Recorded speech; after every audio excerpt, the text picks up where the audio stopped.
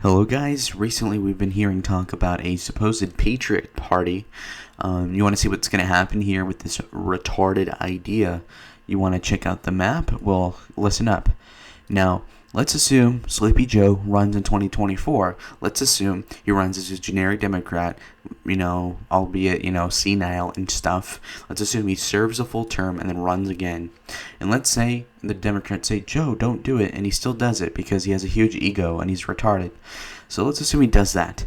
Let's assume he's going to be at his 2020 level, just like a little more dumb, so a little worse off everywhere. Whereas we have a generic Republican, who knows who's going to be the nominee? Will it be Ron DeSantis? Will it be Josh Hawley? Who knows? So I'll just get the amalgamation of them all and say, Romney's policies with Ron DeSantis, meet them in the middle. Let's say you get someone like John Thune or Marco Rubio. And that's what we're going to be talking about here with Patriot Party. Will Donald Trump run on the Patriot Party? Who knows? But the point is that somebody who runs here is going to take a chunk of the votes. So Washington, in this case, would go blue. Oregon would be blue. California would be safe blue. Hawaii would be safe blue. Illinois, these states on the eastern seaboard, as well as New York, okay? Nobody's going to argue this, I hope. Now, if we have a Patriot Party where, let's say, Trump runs and Trump gets a good chunk of the vote, this is what would happen. Let's say Montana goes lean, Idaho goes lean, or likely. Let's have Utah go lean. Let's have Wyoming go likely. This. And you know what? I'll even change it. I'll say Patriot Party is not going to be Donald Trump. Let's say Matt Gaetz runs as the Patriot Party guy, and he takes about 6 or 7% of the vote. So let's put these as safe. Let's say Donald Trump does not run, but he gets a MAGA grifter in there instead. So this is what we're going to be ending up with. A lot of states that would be normally going red are going to be a lot closer this time, like this. And let's say that they tilt Iowa somehow because of the Patriot Party getting like 10% of the vote here. Like this. It's going to be a fucking mess. And you could even see a case where the Republican gets 44%, the Patriot Party gets 8%, and Joe Biden gets 45%, in which case he would get Texas tilt. Or, Colorado, New Mexico safe, Nevada safe if not likely. Then we have Arizona, which would go likely blue, because, of course, we're going to have the Patriot Party getting like 7 to 10% of the vote here. Georgia will also go safe blue because of trends, and keep in mind, Patriot Party, we have, let's put it likely, we'll play it safe. Florida would be going probably, unless it's Ron DeSantis' nominee, it'll probably be like a likely D, and then we have South Carolina going maybe tilt Republican. And then, I'm not keeping track of the exact percentages, of course, because that's stupid. Minnesota would be safe blue. You'd have Nebraska being full red, besides Nebraska second, that'd go safe blue. Then we'd have Wisconsin going safe blue, Michigan going safe blue, Ohio going tilt blue. We have Pennsylvania going safe blue. We have North Carolina going safe blue as well. Okay, continuing on to the state of New Hampshire, we're probably going to get like a safe blue here. We're going to get fully blue here in Maine, I'm pretty sure. So this is what's going to happen.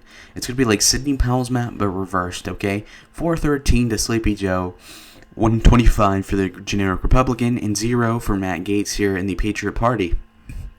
Here's the thing. Ross Perot also got like 19% of the vote. Did he win one state? Nope.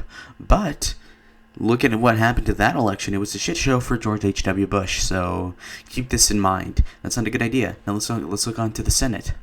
The Senate here is going to go safe, right? Safe, blue here. We're also going to go safe, blue. Another one.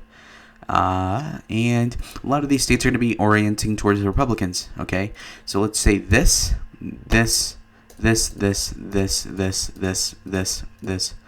Indiana, Kentucky, okay? And this goes likely. South Carolina gets lean, and then we go to Missouri with Roy Blunt, and let's say this gets to lean. Then let's say we have a lean it's Murkowski versus Patriot Party versus Democrat. Let's assume that this goes to tilt because Murkowski is already a rhino, so the Patriot Party is going to be even better there. This is going to be a huge problem for Republicans overall. Now, in terms of Colorado, this will go safe blue. In terms of Nevada, if we're going to have a Democrat getting 48% of the vote, with the Republican getting 41% of the vote, and Patriot Party getting 9% of the vote, that's a likely blue state for Nevada. Arizona, where if you have a Republican getting 46% of the vote with 41% of the vote with the Democrats getting 48% of the vote, then that leaves about 9% for the Patriot Party, which would make it a likely blue state for Kelly.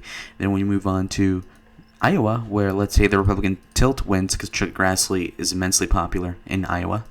And let's also go to Georgia, where one of these are going to be blue because of the Jew, what's his name, Ossoff. And then we're going to have Warnock, the black guy, going against a Republican and Patriot Party.